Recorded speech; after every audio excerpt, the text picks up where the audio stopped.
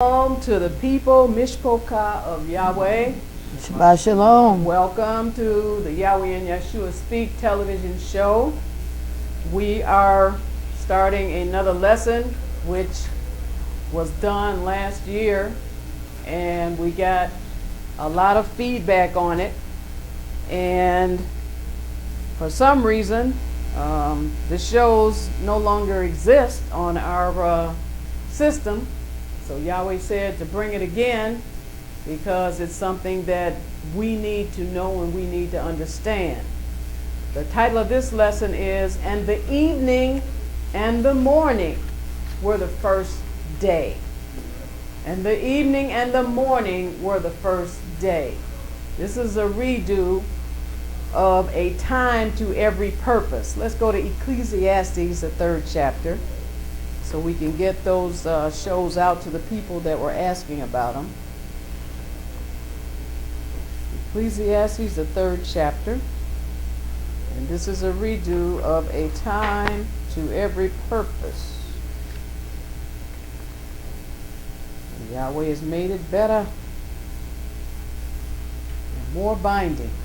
Ecclesiastes 3, and we're going to start at verse 1.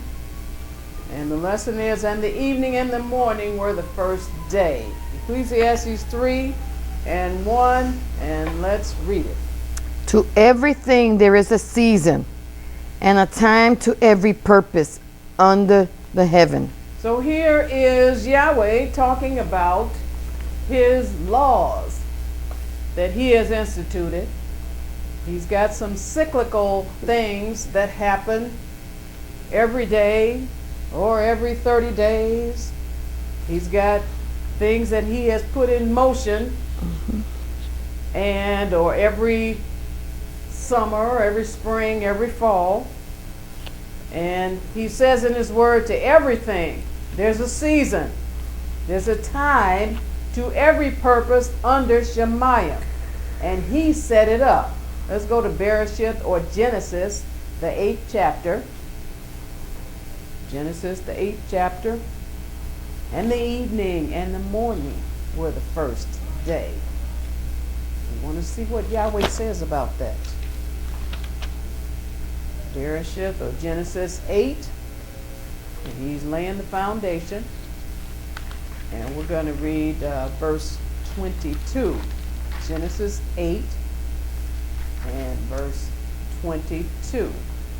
And it reads, While the earth remaineth, seed time and harvest, and cold and heat, and summer and winter, and day and night shall not cease. while erets, there's the earth that remains.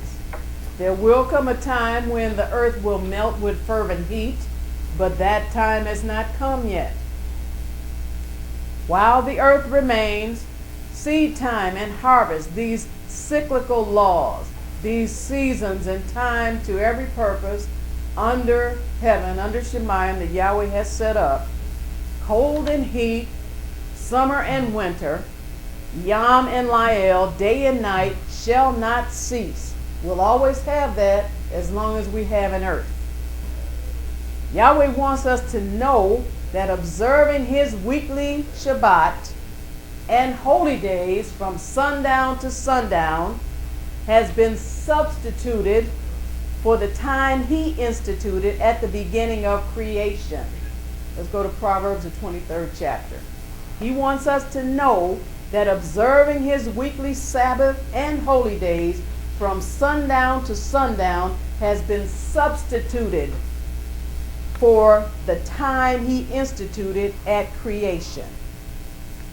Yahweh clearly created time by saying that, quote, "the evening and the morning," unquote, constitute days.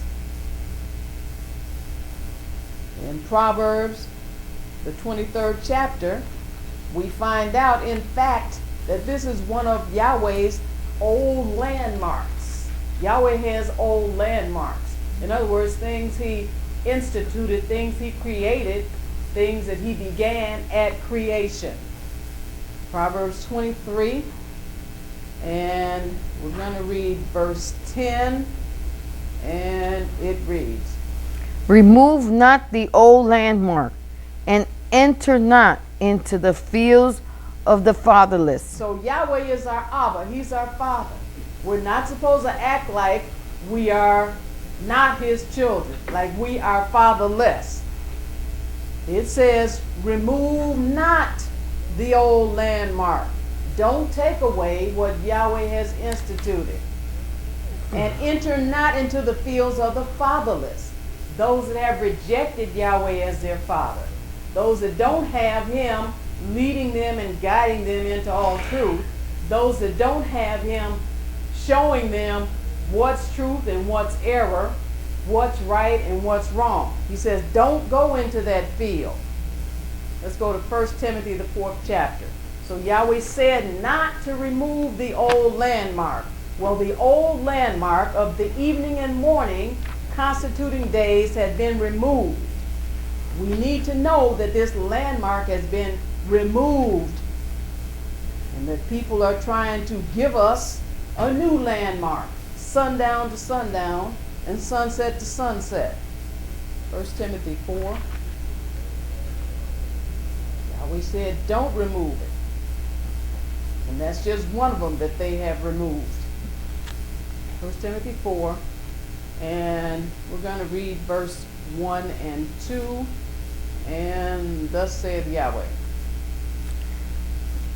Now the Spirit speaketh expressly, and that in the latter times some shall depart from the faith, giving heed to seducing spirits and doctrines of devils. Now, here is Yahweh making it plain.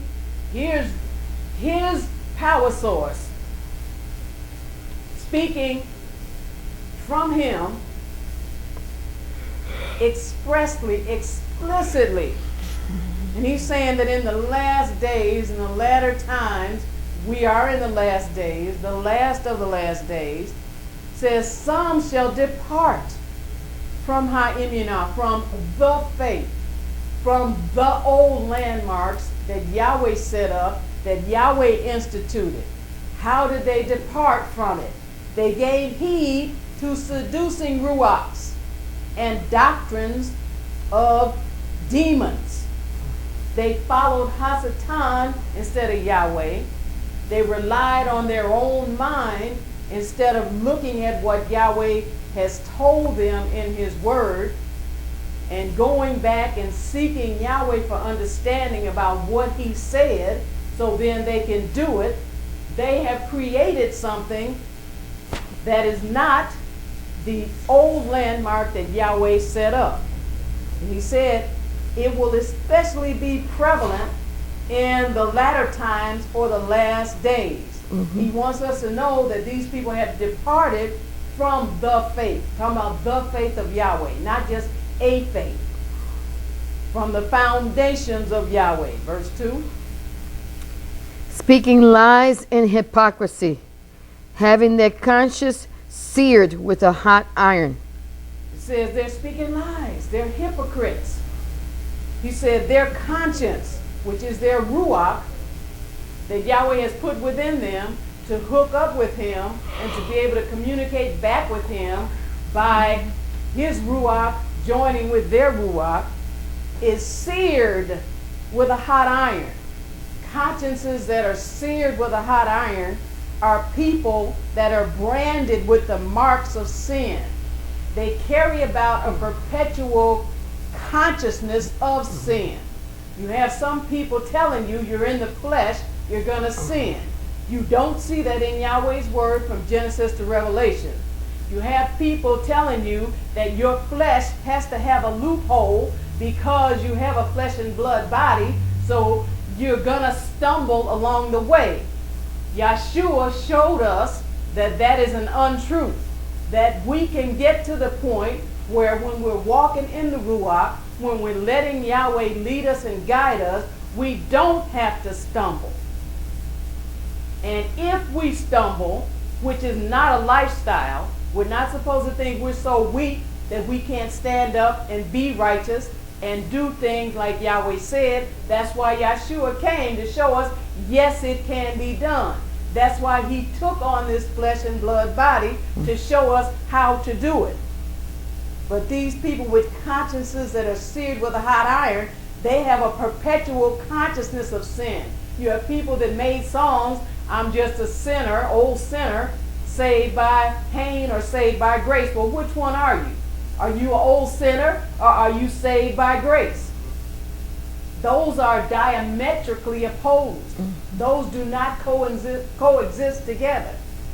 Either you're a sinner or you're saved by grace. Either you're with Yahweh or you're against him. This sin consciousness causes these people to become hardened to the old landmarks of Yahweh. So when Yahweh brings revelation, because we were the ones that were deceived, and Yahweh's going to show us, the whole world, he said, was deceived. We were in that deception.